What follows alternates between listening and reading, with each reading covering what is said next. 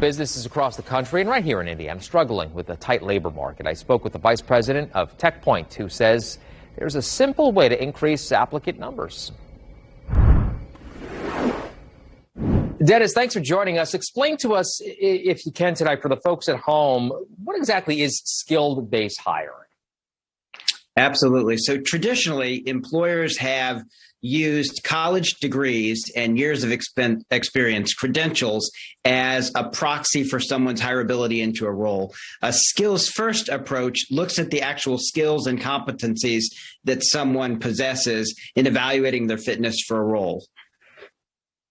So why is that important to you? Yeah, so very important.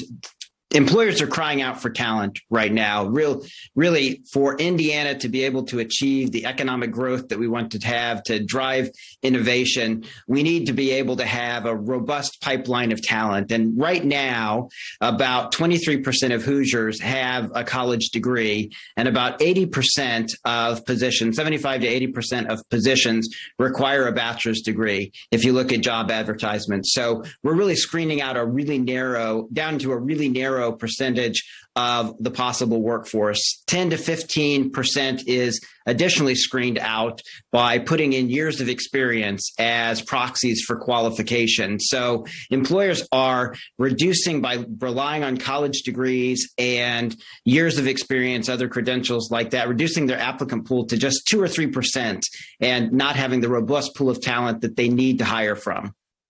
I think a lot of people are going to watch this and say, well, then why do I need to go to college?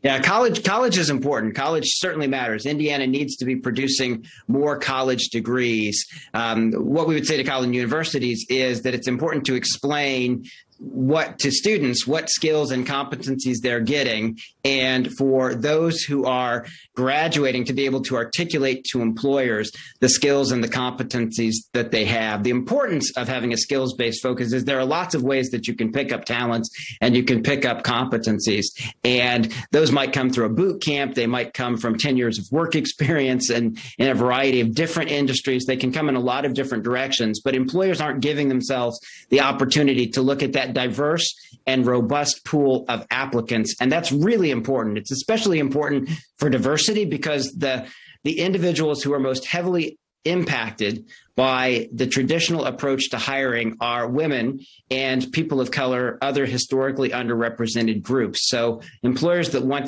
to be able to draw from a broader pool need to go about it differently. And I have one more question for you. What would your recommendation be to a younger person, or maybe someone who knows someone who's younger, who's thinking about college when it comes to what to study? Because a lot of people go to college, but then they study something that they really can't get a job.